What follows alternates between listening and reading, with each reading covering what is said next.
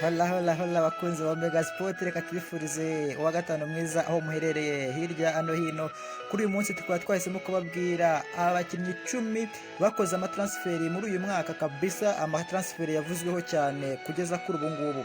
Ku mwanya wa 10 turahasanga umusore witwa Idi Museremu. Uyu nguyu akaba ari umusore ukomotse mu gihugu cy'u Burundi, ejo bundi akaba yarifuzwaga n'ikipe ya Rayon Sport ndetse n'ikipe ya AS Kigali, bikaza kurangira ejo bundi asugiye ikipe ya Gasogi United ya Kenisi kabisa kugeza kuri ubu ngubu.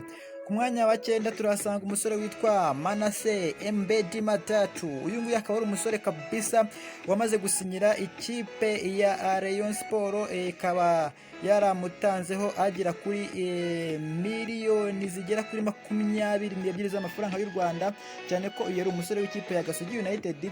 Ikaba yari yaramaze kuvuga ko uyu musore atagomba kuba agenda, ko yari agifitanye amasezerano n'iyi kipe ya Gasogi.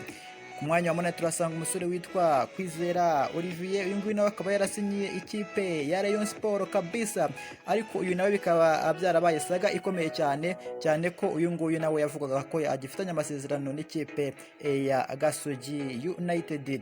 Ku mwanya wa 7 turasanga umusore witwa Kedin Sanzimfura. Uyu nguyu nawe akaba yarasinyiye ikipe ya APR FC vuba ahangaha, ariko bikaba byaravugaga ko uyu musore yibwe kabisa, yibwe ikipe ya Kiyovu.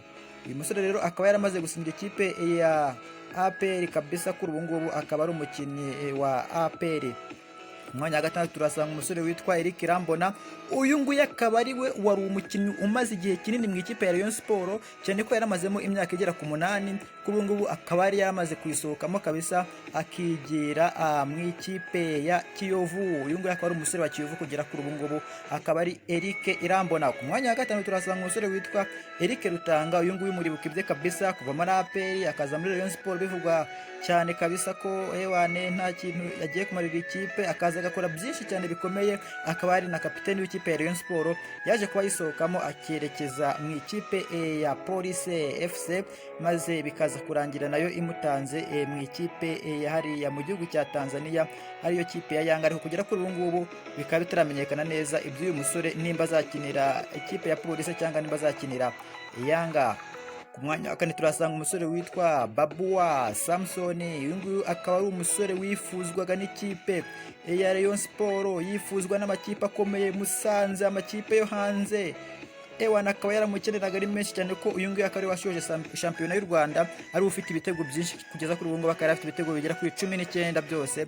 Ariko uyu nguyu akaba yaraje kwegukanwa n'ikipe ya Kiyovu yambara icyatsi kibisi ndetse n'umweru. Ku mwanya wa 3 tuhasanga umusore witwa Kimenyi Yves. Uyu nguyu akaba yarasinyiye ikipe ya Kiyovu FC, nawe asohoka mu ikipe ya Rayon Sport kabisa. Uyu musore rero akaba azajya ahabwa umushahara w'ibihumbi 800 by'amanyarwanda ku kwezi kabisa, akaba ari amafaranga atari make ku munyezamu w'ikipe ya Kiyovu Sport kugeza kuri ubu ngubu. Umwanya wa 2 turasanga umusore witwa Yannick Bizimana. Uyu nguyu nawe akaba arasohotse mu ikipe ya Rayon Sport akerekeza mu ikipe ya APR FC. Ubu ngubu akaba ari umusore w'ikipe ya APR. Ku mwanya wa 1 turasanga umusore witwa Muhajiri Hakizimana. Uyu nguyu akaba yaravuye mu ikipe ya hariya kabisa muri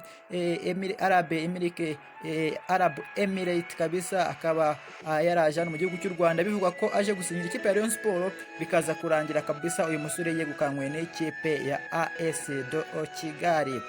Dukomeza amakuru yacu rero tuyakomereze mu ikipe ya Rayon Sport. Haravugwa mu iki, aho umusore Michael Sarpong kabisa yari umukinnyi wa Rayon Sport, aza kwirukanwa kubera ibibazo yagiranye n'ubuyobozi bw'ikipe ya Rayon Sport. Uyu musore kabisa yavugwa cyane mu ikipe ya Kiyovu Sport, ubwo yahuraga n'umutoza w'ikipe mushya ariwe kabisa Eric ariwe Karekezi kabisa. Uyu musore kabisa Sarpong kabisa akaba yamaze kwerekeza mu ikipe ya mu gihugu cya Tanzania ariyo Yanga Sport Club. Uyu musore rero kugeza kuri ubu ngubu Sarpong akaba yakiriwe n'abantu benshi kabisa ku kibuga cy'indege cyariya muri Tanzania. Kugeza kuri ubu ngubu akaba ari umusore ugiye kujya ukinira ikipe ya Yanga. Reka dutegereze turebe uburyo bizaba bitangazwa neza ko yamaze gushyira umukono ku masezerano. twerekeza hanze y'u Rwanda turahera mu gihugu cy'Ubutaliyani aho mu kinyamakuru kabisa kimwe mu gihugu cy'Ubutaliyani aricyo Corriere dello Sport cyamaze gutangaza ko Juventus kabisa kugeza kuri ubu ngubu iri kuganira n'ikipe ya Manchester United kureba ko Ewane yakoramo umusore Paul Pogba kabisa akerekeza muri ikipe ya Juventus, cyane ko ikipe ya Manchester United nayo yifuza umusore Douglas Costa kabisa, uyu muwinga kabisa ukina mu mpande aturuka inyuma, akaba yifuzwa n'ikipe ya Manchester kabisa. Uyu nguyu rero akaba yaba urufunguzo rwiza cyane rw'ikipe ya Juventus kuba yabona uyu musore Paul Pogba.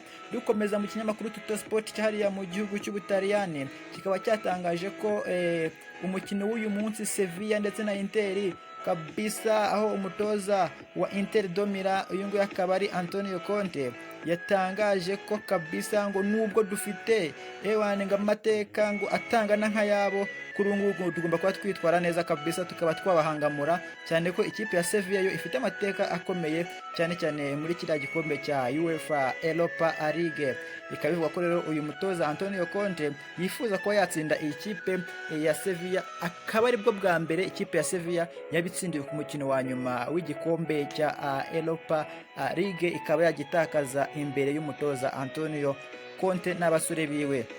Dukomeza kabisa aho uyu musaza Antonio Conte yavuze ko kuba batwara iki gikombe bakoze amateka mu gihugu cy'Ubutaliyani aherutse gukorwa mu mwaka w'1999 kabisa, ko bakabifuza kubaka andi mateka muri kiriya gihugu cy'Ubutaliyani. No Corriere dello Sport yo iratubwira iki? Iravuga iti nyuma yuko wari umuherwe w'ikipe ya Roma akaba yarayigurishije vuba ahangaha kabisa ku itariki 17 z'ukwa munani, akaba aribwo uyu musaza yakiriye asaga miliyoni 591 z'amapawundi agatanga ikipe ya AS Roma.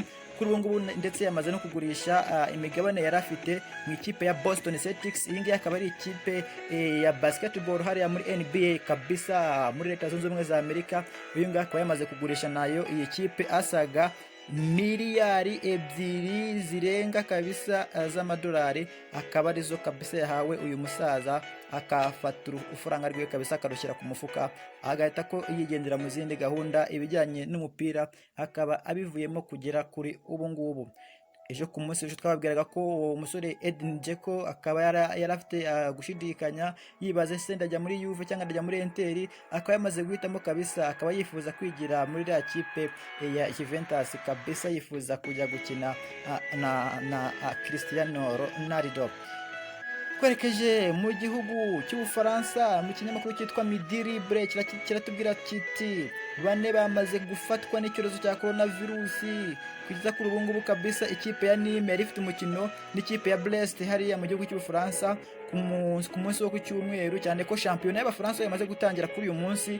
Ligue 1 kuri uyu wa gatanu yatangiye, ubwo kabisa kugeza kuri ubu ngubu hari umukino umwe wanarangiye ari ubusa ku busa wahuje ikipe ya Bordeaux ndetse n'ikipe ya Nantes, waje kuba urangira ari ubusa ku busa.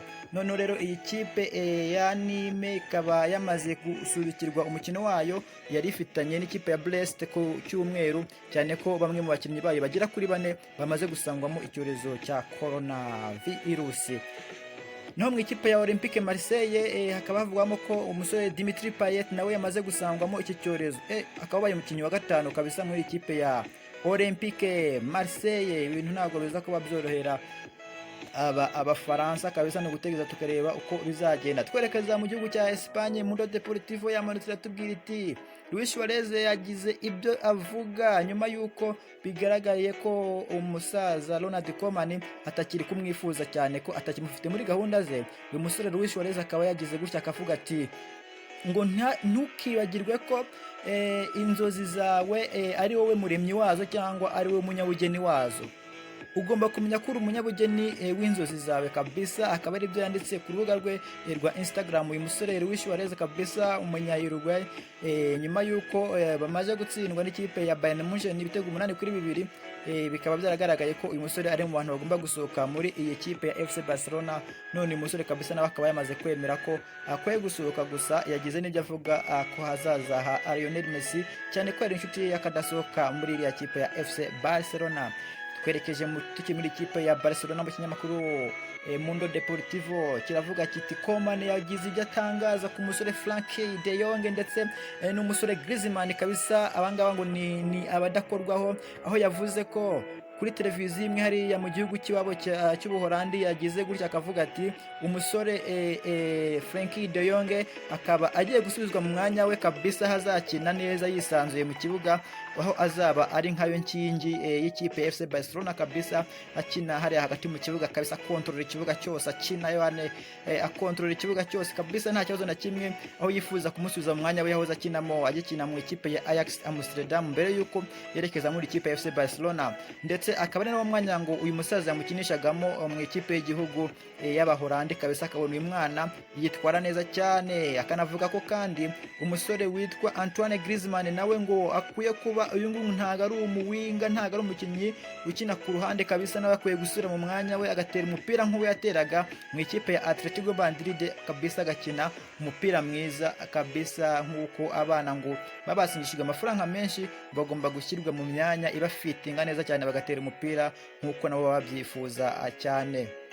Twerekeza mu gihugu tuguma muri igihugu cya Espagne, aho ikinyamakuru Mundo Deportivo cyavuze kiti ibinyamakuru byo mu Butaliyani byamanutse Messi kabisa arimo biramwangisha ikipe ya Barcelona kugira ngo birebe ko yasohoka muri ikipe akerekeza hariya mu ikipe ya Inter de Milan. Ahangaha rero ikinyamakuru cyitwa La Gazzetta dello Sport bakaba bakimanutseho mu kinyamakuru Mundo Deportivo cyo muri Espagne kivuga kiti ngo ni gute umunyamakuru nga agenda akafata ngo page y'inyuma kabisa ku kinyamakuru kiwe akandika ngo Messi ari muri crise ikomeye, ngo ewane ngo nagwa muri Barca ashobora kuba azahura n'ibibazo bikomeye, akabishyira inyuma kuri page kabisa, kuri front page ngo ni ibibazo bikomeye kabisa byo kwangisha umukinnyi ikipe. Noneho ikinyamakuru cyitwa Corriere dello Sport nacyo kikaba cyamanutse kikavuga kiti ngo umusore Messi ngo akaba ngo afitiye ubwoba Barca, cyane ko ikipe ya Barca yifuza kuba yamugumana muri iriya kipe y'i Catalunya kabisa. Ikinyamakuru Corriere dello Sport nacyo kikaba cyavuze ngo Messi akaba ari gutinya Barca noneho kuri iyi nshuro. Twerekeza hariya mu kinyamakuru Sport cy'i Catalunya kikaba cyavuze kiti Yaya Toure akaba yabashije gutangaza akavuga ati mu gihe Messi yabasohotse muri Espagne akarekeza mu gihugu cy'Ubwongereza nta kipe yakisangamo nk'ikipe ya Manchester City kabisa. Mwibuke uyu musore Yaya Toure akaba yarahoze akinira ikipe ya Manchester City, akabona ko rero uyu musore Lionel Messi aramutse avuye muri iyi kipe ya FC Barcelona akajya mu ikipe ya Man City byaba ngo ari ibintu ngo byiza cyane. Naho kandi uyu musore Yaya Toure akaba yakomeje mu kinyamakuru Express kabisa akavuga ati Pep Guardiola igira ku bandi basaza kabisa, ugenda urebe uburyo Klopp yitwaye ndetse nuko Zidane yitwaye, nimba ushaka ko ikipe kabisa ya Manchester City ireka kugigarukira muri za kimwe cya kane kimwe cya kabiri cya Champions League nayo ikabasha kuba yaterura iki gikombe cy'amateka kabisa, ugandikisha izina muri uyu mujyi w'i Manchester. Igira kuri abasaza bagenzi bawe rero ari bo Zinedine Zidane ndetse na Jurgen Klopp kabisa.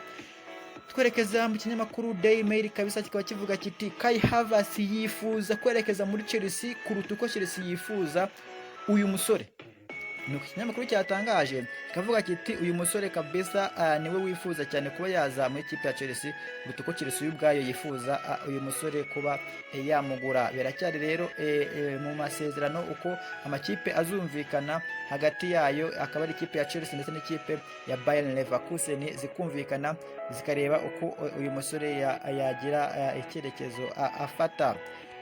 Twerekeza mu kinyamakuru Express Daily Express kikaba kivuga kiti Jadon Sancho yamaze gutangaza ko yishimiye kuguma muri iyi kipe ya Borussia Dortmund kabisa, aho yavuze ko iyi kipe ya Manchester United ikwiye kuba yihangana byibuze sezo imwe ikazaza umwaka ukurikiyeho ikaba aribwo yamwegukana, cyane ko ikipe ya Manchester United yifuza kugabanyirizwa amafaranga kuko uyu musore yahagaze yasaga miliyoni 108 z'amapaundi kugeza kuri ubu ngubu, kandi akaba ari amafaranga menshi cyane cyane ko turi mu bihe byaho ubukungu bwamaze guhungabana bw'amakipe atandukanye yahariya ku mugabane w'Uburayi. Nyuma yuko rero abakinnyi bagenzi ba Jadon Sancho bumvise uyu musore kabisa batangariza biriya, bakaba bagize icyo batangazaho. Erling Haaland kabisa umwataka macacari w'ikipe ya Borussia Dortmund yavuze ati Jadon Sancho ni fantastique, ngo umukinnyi urenze, ngo nishimiye kuba yaguma ahangaha kabisa, ngo kandi nkaba nizeye ko uyu musore azampesha ibitego byinshi kandi nanjye nkaba nzamugenzereza nicyo kabisa, nkamuhereza amasisite menshi kabisa agakora imiti hariya mu makipe yo mu Budage. Naho umusore ukina hagati mu kibuga witwa Axel Witsel nawe akaba yagize ati arahagumye, turishimye cyane, twese turanezerewe. Nibyo ngibyo abasore bagiye batangaza rero nyuma y'uko uyu musore Jadon Sancho avuze ko agiye kuguma muri iyi kipe ya hariya muri Borussia Dortmund. Bivuze ko rero abantu bifuza ko uyu musore yakerekeza muri kipe ya Manchester, mukwiye kuba kabisa mugenda gake mukamenya ko uyu musore we kugeza kuri ubu ngubu atari mu bifuza guhita basohoka vuba ahangaha. Naho rero umusore Harry Kane akaba ari umusore w'ikipe ya Tottenham Hotspur, kuri ubu ngubu akaba ari mu kato kabisa nyuma y'uko avuye hariya mu birwa bya Bahamas kabisa, yari yibereye ku mucanga ari kunezerwa. Uyu nguyu akaba ari umusore kabisa Harry Kane, aho yari yibereye muri za Bahamas hariya ku micanga kabisa, arimo ararya ubuzima anaruhukamo kabisa, agira ibihe byiza. Video rero akaba yahise ko ashyirwa muri karantine kabisa y'ibyumweru nka bingahe hariya, kugira ngo abanze amenye neza ko nta cyorezo avanye muri biriya bice. Dukomeza n'ikinyamakuru cya Sky Sport kikaba kivuga kiti Leverkusen ikaba yaje gusagarira ikipe ya AS Milan mu kwifuza umusore w'ikipe ya Tottenham. Uyu nguyu akaba ari Serge Aurier kabisa, uyu nguyu zikaba ziri kumwifuza ikipe zombi, aho Bayer Leverkusen yo mu Budage nayo yinjiye mu rugamba rwo guhatanira gushaka uyu musore Serge Aurier, aho nayo imwifuza cyane kabisa, cyane ko n'ikipe ya AS Milan nayo yifuzaga uyu musore kabisa ukina mu ikipe Tottenham ku ruhande rw'iburyo inyuma. Tugana ku musozo rero turerekeza mu kinyamakuru cyahariya mu Budage cyitwa Sport Bild kabisa, kivuga kiti Lovren nyuma y'uko umusore Sergio Ramos yari amaze kuvuna Mosara kabisa mu gikombe cya Champions League kuri finale, murabyibuka mwaka 2018, uribuka uburyo Sergio Ramos yaje kuba amanukana umusore Mohamed Salah kabisa, akamushyira hasi maze bikamuviramo kuvunika urutugu ku buryo bukomeye, ahita akanasohoka mu irushanwa adakinnye umukino wose, bikaviramo ikipe ya Liverpool guhita ko itsindwa muri uwo mwanya. Uyu musore rero Lovren akaba yagiye akavuga ati ngewe kuri uwo munsi nakubise Ramos nkokora kabisa ku bushake, ndiko kwihorera kabisa, mporera uyu musore w'inshuti yanjye cyane kabisa, kugira ngo uyu musore mwumvishe ko ibintu amaze kumukorera atari ibintu byiza kabisa, akwiye kuba akorera umukinnyi mugenzi we. Naho uyu musore kabisa witwa Sergio Ramos akaba yagize ibyo atangaza nyuma y'uko ikipe ya Barcelona iri mu bibazo bigiye bitandukanye. Yamanutse aravuga ati ese kuba bamubaza bati kuba ikipe ya Barcelona muri ibibazo nyuma y'uko itsinzwe ibitego bigera ku 8 uravuga iki? Uyu musore Sergio Ramos akaba yagiye agatangaza ati ntekereza ko kuba yaratsinzwe muri buriya buryo Barcelona bitayibuza kuba ari ikipe ikomeye kabisa kuri uyu mubumbe w'isi kabisa. Kuba yaratsinzwe muri buriya buryo ntabwo biyibuza kuba ari ikipe ikomeye, ntiyigeze yoroha na gato, ahubwo ikabango izabasha kwihorera kuri ikipe ya Bayern Munchen mu gihe kitarambiranye kabisa, ngo nukuzayitega kuko bizagaruka ifite amashagaga menshi cyane. Turashimira les amis ko mwabanye natwe mukadukurikira, mukomeze mugire ibihe byiza aho ngo mwibereye, turabakunda cyane. Hola.